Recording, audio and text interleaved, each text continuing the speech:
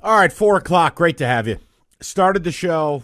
Incredible stat about the Lions. Odyssey.com rewind if you want it. Right now, story of the day, the ticket prices. I understand both sides. I do. I don't think there's anyone wrong if you're angry about it, if you're surprised by it, if you felt the team could have used a little bit more class or tact. Noted. But I don't think it's wrong if people are out there like myself or other callers who have called in saying, what the hell did you expect? You bought the nice house. You wanted to drive the nice car. These are the costs associated. Your team is good. And that means they're going to make you pay to enjoy goodness. Oh, yeah, well, they haven't been good. Doesn't matter. They're good right now. Teams deal in right now. They don't care. Yeah. So the question is, how does it affect your relationship with the team or how you view it? Were you thinking of jumping in and buying tickets? Are you getting priced out? How much did your tickets go up? All of it. It's all on the table. And you're not wrong. Just understand. I do understand what you're going through because for 15 years, I had season tickets. And I gave up my tickets because I arrived at a point where my vitriol towards the team I was supporting and the university and the way me and people I consider members of my family were being treated. That feeling outweighed the joy I was getting out of the entire experience and the product on the field. So I left. Now, it's vapor. If you think leaving is going to hurt the team, you're wrong. You could have season tickets for 20 years. You could leave tomorrow. It's as if you never existed. Mm-hmm. You will be vaporized. I never existed at Michigan State. Yeah. It's as if I was never there. Yeah, Mike, it's that harsh reality. As I tell people, you think you're so valuable at your job, the day you die, there'll be an ad up for that job, and you'll be replaced. Yes. Indeed. Yeah. So, this idea, my family's, doesn't matter. Now, should the team have probably put a delicately worded letter? Maybe. I understand that. But, I don't know. Guys, it's business, man. Yeah, and notice, they don't care. Yeah, and notice these ticket hike did not come last week after the Bears loss. No. Merry Christmas. We just drilled the Broncos. Here's your invoice. Right. Guys, we played a perfect game. Now is the best time. If we were ever going to drop this email, it's today. Kenny, a few ticket texts, and we will get to the calls. What do we got? Yeah, somebody that actually had that same point. No surprises came after the big win versus the big loss. I don't think it would have been received the same way after the Bears loss. Yeah. The Lions are going to price out the working class out of tickets. Okay, the working class has been priced out of sports for over a decade. Yeah. Like, I'm sorry to say that. What family of four that are paying a mortgage and getting by also have Lions season tickets and their premium seats? Where do those people exist? They don't.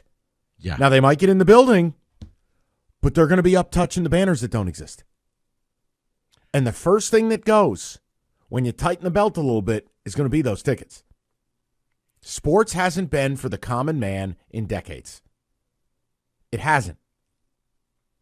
College football, college basketball, NFL football. Like, Rico, think about this. What common man has got premium seats at a Red Wings game? 41 ticket package. Right. No one. Right. Yeah, father of four. Let's just get those Get those four seats. Yeah. Courtside seats? Nah, it's not going to happen. No, they'll put you in the rafters. But my point would be, why not just stay at home? They'll give you the family plan seating, which basically means these are all the bad seats we have left. Right. You can probably reach out and touch Kelly Tripucka's retired jersey.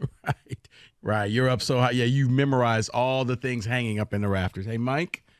Yeah, buddy. Not really surprising, but I guess technically it would fall in this category. Ooh. The Detroit Lions have waived kicker Riley Patterson and activated quarterback Hendon Hooker. So, all right, we can mix this in the conversation. Your kicker for the whole year is now gone. was deactivated early Saturday. Michael Badgley was elevated from the practice squad. So now Badgley's your kicker, and Hendon Hooker's activated. Okay. Now here's my question. How scared are you going into the playoffs with Michael Badgley? Because to me, this is right up there with the Eagles playing musical chairs with their defensive staff. You're getting ready to go into the playoffs, and you still don't have that kicker that you could rely on. Somebody that, with 3 seconds left, you feel confident walking out there to kick a 49-yard field goal. Yeah. That's a problem. No, and it's clear they don't. It's clear anything over 45 yards, they wanted nothing to do with Patterson. Yeah. And in today's look, growing up, a 47-yard field goal, that's a big ask. Now, guys are piping 55-yard field goals like they're candy. Not the Lions, though. Yeah. So, yeah, it doesn't make me feel great. Activating Hendon Hooker, it's a move. His window was running out, right? Once they had to make that decision. Okay. Doesn't mean I think you're going to see him. I mean, if you've got everything wrapped up, you decide to rest your starters, and what? You want to put Hendon Hooker out there last game of the year, meaningless game? You do whatever you like. If you see Hendon Hooker before the year's out, it means something went terribly wrong. Oh, week 17, Roofer Radio. Hendon Hooker, 4 touchdowns. Don't care. All right, let's get to the people. Can we go to Mike on a cell, line 7, Rico? There you go. You asked for it, Mike. Here's Mike. You're on 97.1. Happy holidays, gentlemen. How you doing? Hey. Michael, super. What's on your mind, bud? Agree with everything you're saying. 3 points. Yeah. Lifelonger, and I'm saying that for a reason. Business-wise, we got to the front row by being lifers, 90 years. Okay. We get to the front row, 300%. 300. So I went from 1,000 to, 4,000 for 4 seats to 11,000 some change. Yeah, Mike, so, okay, let me ask you what you're going to do. It doesn't matter what I would do. What are you going to do? I'm in, but here's another very important thing I don't think you guys are aware of. Okay. You go to sell them.